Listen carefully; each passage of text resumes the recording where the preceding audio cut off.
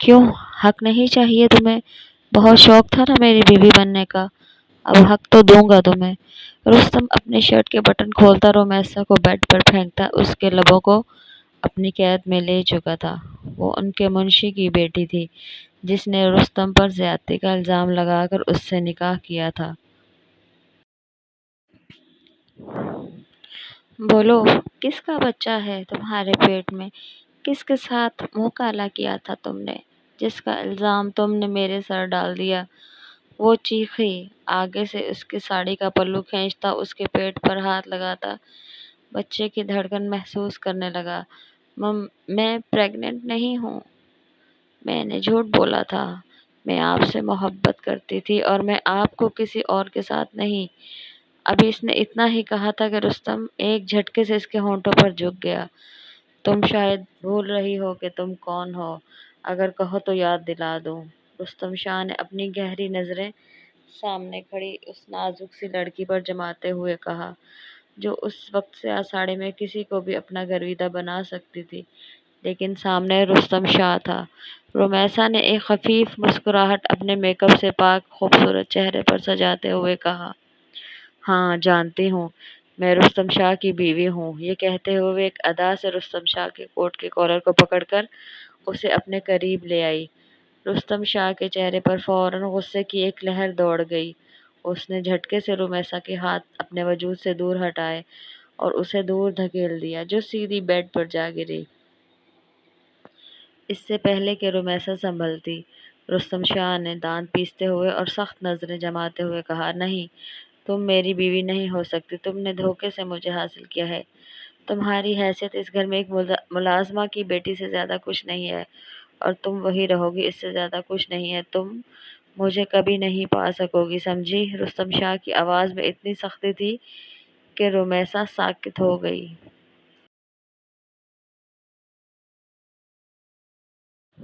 اور یہ بیہودہ لباس پہن کر تم مجھے اپنا دیوانہ نہیں بنا سکتی، میرے دل میں تم جیسی لڑکی کے لیے کوئی جگہ نہیں ہے۔ وہ یہ کہتے ہوئے کوٹ اتار کر واش روم کی طرف بڑھنے لگا، مگر رومیسا تیزی سے اٹھی اور پیچھے سے اسے پکڑ لیا۔ اس نے اپنے ہاتھ رستم کے سینے پر رکھ دیا اور آنسوؤں سے لبریز آواز میں بولی، طریقہ غلط تھا، پر میں آپ سے محبت کرتی ہوں، آپ کے بغیر نہیں رہ سکتی۔ اگر آپ کو کسی اور کے ساتھ دیکھتی تو مر جاتی، پھر کیسے آپ کی شادی کسی اور سے ہونے دیتی؟ وہ بلک بلک کر رو رہی تھی اور رستم کو مزید قریب کرنے کی کوشش کر رہی تھی۔ رستم کا دل پل بھر کے لیے نرم پڑا، مگر جلد ہی اسے یاد آیا کہ تھوڑی دیر پہلے کیا ہوا تھا۔ اس نے فوراً رومیسا کے ہاتھ اپنے سینے سے ہٹا دیا اور ایک سرد نظر اس کے چہرے پر ڈالی، جو رو رو کے سرخ ہو چکا تھا۔ رستم نے رومیسا کا چہرہ اپنے دونوں ہاتھوں میں تھاما اور دھیرے سے سرگوشی کی، تمہیں ذرا بھی احساس نہیں ہوا کہ میں تمہارا کیا حال کر سکتا ہوں؟ میری عزت کو خاک میں ملانے کے بعد تم محبت کا دعویٰ کر رہی ہو؟ کیا تم نے سوچا نہیں کہ اس جرم کی کیا سزا ہوگی؟ رستم کی آنکھوں میں غصے اور بے بسی کا ملا جلا تاثر تھا۔ وہ رومیسا کے چہرے کو دیکھتا رہا۔ رومیسا نے اس کے دونوں ہاتھوں پر اپنے ہاتھ رکھے اور گہری سانس لے کر کہنے لگی کہ منظور ہے، مجھے آپ کی ساری سزائیں منظور ہے۔ آپ مجھے جو سزا دینا چاہتے ہیں میں ساری سزائیں سہ لوں گی، لیکن آپ سے دوری میں کبھی بھی برداشت نہیں کر سکتی۔ پلیز مجھے معاف کر دیں، اب ہم زندگی کی نئی شروعات کرتے ہیں۔ وہ بے چینی سے رستم کے چہرے کو اپنے ہاتھوں سے تھام کر بولی تھی۔ اس کی باتیں سن کر اگلے ہی پل رستم اس سے الگ ہوا تھا اور بھویں سکیڑ کر اسے دیکھنے لگا تھا۔ کیسی بات کر رہی ہو؟ کیا میں بھول جاؤں کہ تم نے میری عزت کی دھجیاں اڑائی ہیں، سب کے سامنے مجھے ذلیل کیا ہے؟ کیا تم سب کو گواہی دو گی کہ تم جھوٹی تھی؟ میں وہ سب کبھی بھی نہیں بول سکتا۔ اور کیا کہا تم نے؟ تم سزا برداشت کر لو گی؟ ٹھیک ہے، دیکھتا ہوں کہ تم کب تک یہ سزا برداشت کرتی ہو۔ اب میں تمہیں ایسی سزا دوں گا کہ تمہیں ساری زندگی یاد رہے گی۔ تم روز رو گی اور پچھتاؤ گی کہ آخر تم نے یہ جرم کیوں کیا تھا۔ یہ کہتے ہوئے رستم نے جلدی سے اپنی شرٹ کے بٹن کھولنا شروع کر دیے تھے۔ اس کی بات کا مطلب جان کر رومیسا کے چہرے کا رنگ بدل گیا۔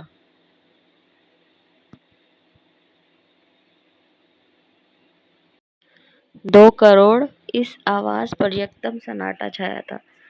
سر جھکا سر جھکا کر روتی مہانور کو لگا تھا وہ سانس نہیں لے سکے گی۔ مہانور کے بھائی نے سرداروں کے بیٹے کا قتل کیا تھا۔ اپنے بیٹے کو بچانے کے لیے مہانور کے باپ نے اسے غنی کر دیا۔ اس کا نکاح سردار موہت خانزادہ سے ہوا تھا، جس کے غصے کا چرچا پورے گاؤں میں تھا، پر وہ شہر سے باہر تھا۔ نکاح فون پر ہوا تھا۔ وہ جو حویلی جانے سے خوف زدہ تھی، اسے جرگے سے سیدھا شہر کوٹھے پر بھیج دیا گیا تھا، جہاں 3 دن بعد ہی اس کے حسن کی بولی لگائی جا رہی تھی، اور اسے خریدنے والا سردار موہت خانزادہ تھا، اس بات سے بے خبر۔ وہ اسی کے نکاح میں تھی اور غنی تھی۔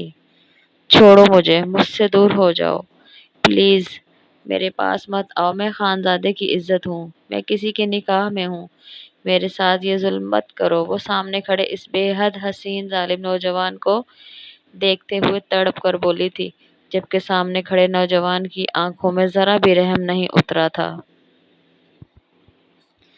اس کی آنکھیں غیر انسانی سی معلوم ہو رہی تھیں، جیسے ان میں کوئی رحم یا جذبات ہی نہ ہو۔ پھر تو یقیناً اس بے غیرت شخص کو ڈوب کر مر جانا چاہیے جو کہ اپنے نکاح میں آنے والی عورت کی حفاظت نہ کر پایا۔ اس شخص نے تمسخر سے مسکراتے ہوئے اس آدمی پر لعنت بھیجی تھی جو کہ اپنے نکاح میں آنے والی عورت کی حفاظت نہیں کر سکا تھا، اس بات سے انجان کہ وہ بے غیرت شخص کوئی اور نہیں، وہ خود تھا۔ وہ لڑکی جو سامنے گر گرا رہی تھی، وہ اسی کی بیوی تھی، لیکن وہ اس بات سے انجان تھا۔ خدا کے لیے میرے قریب مت آنا، میرے ساتھ یہ ظلم مت کرو۔ میں دعا نے اس کے آگے ہاتھ جوڑے۔ میں ایک سردار کی بیوی ہوں، تم بس مجھے چھوڑ دو، مجھے آزاد کر دو، خدا کے لیے مجھ پر رحم کرو، یہ ظلم مت کرو، میں کسی اور کی امانت ہوں۔ وہ روتے ہوئے اس کے سامنے اپنے ہاتھ جوڑے ہوئے تھی، جبکہ اس کے الفاظ اور انداز میں ایک لمحے میں وہ جذبات سے عاری شخص بھی ساکت ہوا تھا۔ اس کے اندر عجیب سے جذبات اجاگر ہوئے تھے۔ وہ لڑکی بڑی انمول سی معلوم ہو رہی تھی، ایسے شخص کے لیے خود کو بچانے کی کوشش کر رہی تھی جسے ابھی دیکھا بھی نہیں تھا، اور شاید جیسے معلوم بھی نہیں تھا کہ اس کی بیوی، اس کی عزت اس وقت کسی اور کے بستر کی زینت بنی ہوئی ہے۔ وہ شکار کرتی سردار بالاج خان کے علاقے میں پہنچ گئی، جو ان کا خاندانی دشمن تھا۔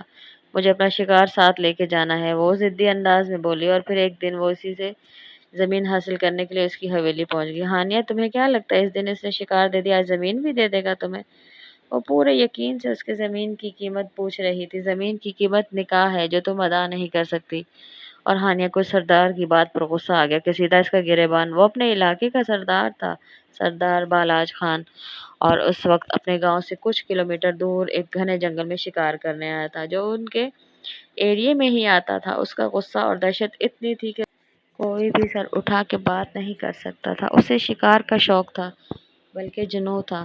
اس وقت بھی اس کی گن کے نشانے پہ ایک ہرن تھا۔ اس جنگل میں ہرن بہت ہی نایاب تھے، پر کبھی نظر آ جائے تو سردار بالاج کے ہاتھوں سے بچ نہیں سکتا تھا۔ اس نے ہرن کا نشانہ لیا اور فاتح کرنے لگا کہ اس سے پہلے کسی نے اس پر نشانہ باندھے سے گرا دیا۔ سردار بالاج خان نے ایک دم چونک کے وہاں دیکھا۔ اپنے پاس کھڑے آدمی سے دوربین لیتے ہوئے وہ یقین کر رہا تھا کہ آیا واقعی وہ ہرن گرا تھا یا اسے دھوکا ہوا تھا، پر وہ گرا تھا، اور وہیں اسے ایک لڑکی کھڑی دکھائی دی تھی۔ اس کے ہاتھ میں بھی گن تھی، اور وہ اسے ہرن کے پاس پہنچتے فخر سے ساتھ کھڑے شخص کو کچھ کہہ رہی تھی۔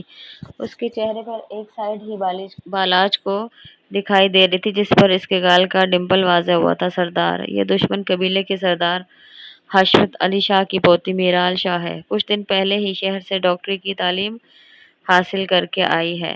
اس سے پہلے کہ بالاج خان اپنے پاس کھڑے امجد سے پوچھتا، وہ اس سے پہلے ہی ساری ڈیٹیلز دے چکا تھا، اور اس کا جواب وہ گھوڑے پہ بیٹھتا اس طرف پہنچا جہاں وہ لڑکی کھڑی تھی۔ میرال، اب چلو یہاں سے، اگر اس علاقے کا سردار آ گیا تو لینے کے دینے پڑ جائیں گے۔ سیان نے میرال کو وہاں سے چلنے کا کہا۔ ایسے کیسے چلے جائیں؟ اس ہرن کو اٹھا گاڑی میں ڈالو، آخر سب کو پتہ چلے میرال شاہ نے شکار کیا ہے۔ وہ بندوق کندھے پہ رکھے فخر سے بولی۔ اوف، شاید غلطی سے کسی نے میرال شاہ کو ڈاکٹر بنا دیا تھا۔ جبکہ اس کے ہاتھ میں گن دیکھ کے اسے ڈاکو بنانا چاہیے تھا، ایسا سیان شاہ کو لگتا تھا۔ ایک منٹ، سیان جو ہرن کو اٹھانے والا تھا اچانک اپنے پیچھے بھاری مردانہ آواز سنتا برے دل کے ساتھ چونکا۔ میراج شاہ نے بھی کیپ کو آگے سے سیدھا کر کے پلٹ کے آنے والے کو دیکھا۔ کڑکتی دھوپ میں شلوار قمیض میں وہ اپنی خوبرو پرسنالٹی کے ساتھ گھوڑے سے اترتا اس کے پاس آیا، سن گلاسز اتارتا وہ اس کے قریب آیا، اپنی گہری کالی آنکھیں اس قاتل حسینہ کی نیلی کان سی آنکھوں میں گاڑی۔ سیان شاہ اپنی جگہ سے اٹھ کھڑا ہوا۔ کس کی اجازت سے تم دونوں یہاں شکار کرنے آئے ہو؟ اس کا سوال بھی اس کی طرح دہشت لیے ہوئے تھا۔ سامنے کھڑی لڑکی بلو کلر کے سمپل سی شرٹ اور ٹراؤزر میں تھی، جبکہ دوپٹہ گول مول کر کے گلے میں لٹکایا ہوا تھا اور سر پہ کیپ تھی۔ اس کا یہ حلیہ دیکھ کر بالاج خان کو کچھ زیادہ ہی غصہ آیا تھا۔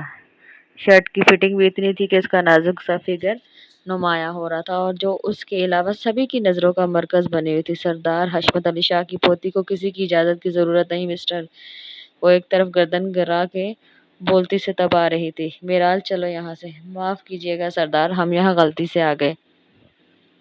سیان شاہ نے میرال کا ہاتھ تھاما جو سردار بالاج کی آنکھوں میں بری طرح چبھا۔ ہاتھ جوڑو میرا۔ کس سے اور کیوں ڈر رہے ہو؟ یہ جنگل سردار بالاج خان کے علاقے میں آتا ہے شاہ بی بی، اور آپ نے یہاں شکار کرنے کی گستاخی کی ہے۔ امجد نے مؤدبانہ انداز میں کہا۔ اوہ ہیلو، میں نے کوئی چوری نہیں کی، شکار کیا ہے، اور ویسے بھی یہ ہرن دور سے میری نظر میں آ گیا تب ہم اپنے علاقے میں کھڑے تھے۔ اب ہرن دیکھ کر میرال شکار نہ کرے اس کا یہ تو ناممکن سی بات ہے۔ وہ 2 قدم آگے بڑھ کے بولتی، بالاج خان کا خول بوائلنگ پوائنٹ پہ لے آئی تھی۔ اپنے آپ کو کنٹرول کرو لڑکی، اور 1 منٹ سے پہلے یہاں سے دفع ہو جاؤ۔ بالاج خان کو اس کا وہاں مسلسل کھڑے ہو کے جرح کرنا سخت غصہ دلا رہا تھا۔ چلو میرال، سیان نے بھی اس کی بحث والی عادت سے زچ آتے دانت پیستے کہا۔ میں اپنا شکار لے کے ساتھ جاؤں گی۔ وہ بالاج خان کی آنکھوں میں آنکھیں ڈال کے بولی، میرے علاقے سے کوئی میری اجازت کے بنا ایک پتا بھی نہیں لے جا سکتا، تو یہ شکار تو بہت دور کی بات ہے۔ وہ بھی غصہ ضبط کرتے اس کے قریب ہوتا، اس کے چہرے کے نین نقش کو حفظ کرنے لگا۔ وہ بہت ہی خوبصورت ہے، مجھے غصہ مت دلاؤ مسٹر خان، ورنہ اس گن سے آپ کا بھی شکار کر سکتی ہوں۔ وہ گن اس کی جانب تانے بولتی بالاج خان کے آدمیوں کو غصہ دلا گئی۔ ان سب نے بھی فوراً میرال شاہ پہ بندوقیں تانی۔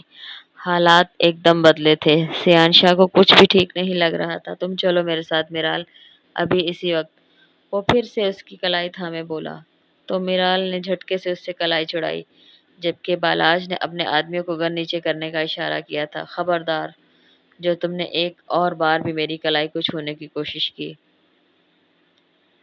اس سردار سے پہلے میں تمہارے سینے میں یہ گولیاں اتار دوں گی۔ اس لڑکی کا دبنگ انداز دیکھتا بالاج ایک پل کو اسے دل ہی دل میں داد دے گیا۔ وہ ایک اتری گھوڑی تھی، یہ اس لڑکی پہ فٹ آتا تھا۔ اور مسٹر سردار خان، مجھے میرا شکار ساتھ چاہیے، اور اب کی بار بالاج کے دل کے مقام پہ بندوق کی نال رکھ گئی۔ لے جاؤ۔ نہ جانے کیا سوچ کے بالاج نے اسے اجازت دے دی۔ امجد نے حیرت سے اپنے سردار کو دیکھا، جبکہ میرال شاہ نے سیان کو ہرن اٹھانے کا اشارہ کیا۔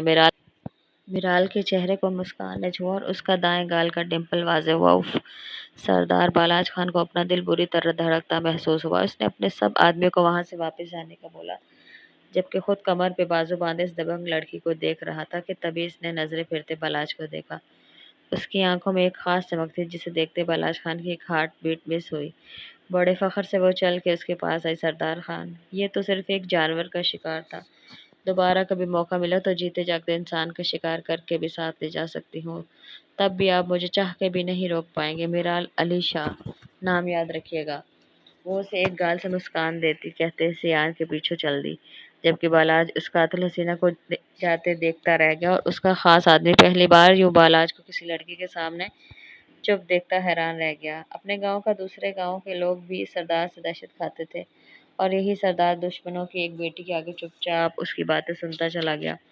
یہ تو تاریخ میں سنہری حروف سے لکھنے والی بات ہو گئی تھی۔ شاہ قبیلہ میں اس وقت جشن کا سماں تھا۔ حشمت علی شاہ کی پوتی نے دشمنوں کے علاقے میں نہ صرف شکار کیا بلکہ ڈٹ کے کھڑے ہوتے اس شکار کو ساتھ بھی لے کے آئی، اور اب اس کا گوشت پکایا جا رہا تھا۔ حشمت علی شاہ کی شاہ حویلی میں تھوڑے تھوڑے وقفے بعد فائرنگ ہوتی رہی، جبکہ